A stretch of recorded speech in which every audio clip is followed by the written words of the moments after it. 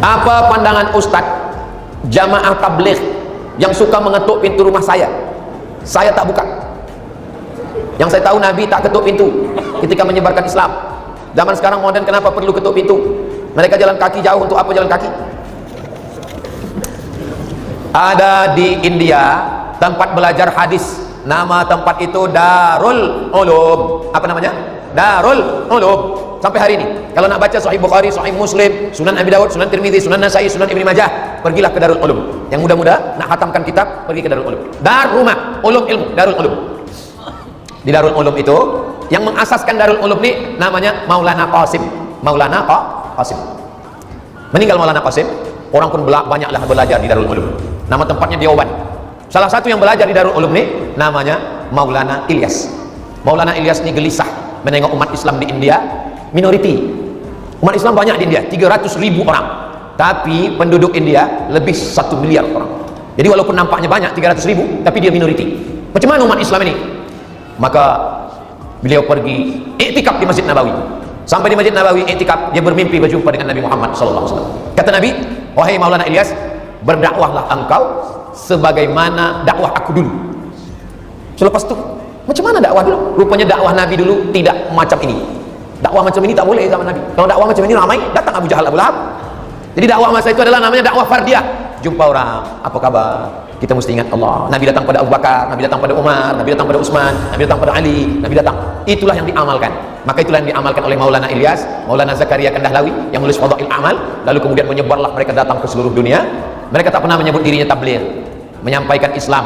Tak ada sebut nama, tapi orang saja sebut karena dia selalu menyampaikan itu bahasa Arabnya tabligh. Kalau di tempat saya banyak macam-macam orang sebut. Ada orang sebut jamaah panjang janggut, macam-macam. Orang yang mengejek-ejek macam-macam. Saya pernah bagi satu tazkirah. Saya bagi tazkirah jumpa polis. Polis ini bertaubat bukan kerana tazkirah Ustaz Abdul Somad. Saya bertaubat kerana tiap hari datang orang ni ke rumah saya, Ustaz. Assalamualaikum, ayo kita ke masjid. Jangan ajak saya ke masjid. Saya tahu jalan ke masjid.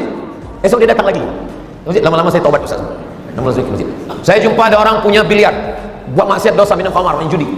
Balik saya dari Kaherah, saya tengok sembahyang di masjid, dia dah jadi imam masjid. Saya tanya, macam mana awak boleh bertaubat? Kata dia, datang orang jamaah ni ke tempat biliar saya. Semua orang yang sedang main biliar dia ajak, marilah kita kepada Allah. Lama-lama orang taubat. Akhirnya saya pun taubat, belajar Islam. Ustaz Abdul Somad tazkirahnya di masjid. Orang dah taubat, orang dah datang ke masjid.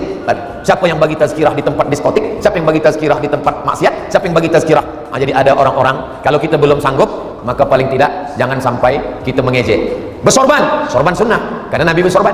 Pakai jubah sunnah, karena Nabi pakai jubah. Berjanggut sunnah, karena Nabi berjanggut. Kenapa Ustaz Somad tak bersorban, tak berjubah, tak berjanggut?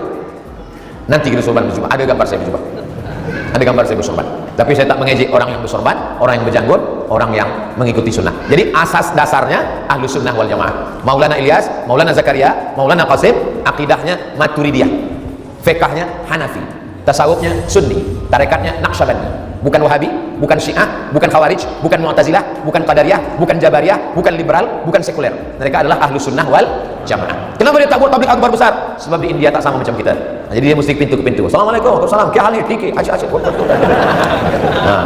Jadi tak boleh macam ini. Sebab kalau macam ini sampai hari ini pun saudara kita muslim di sana masih lagi kesulitan untuk dakwah. Mudah-mudahan Allah berikan kemenangan bagi kaum muslimin dimanapun berada.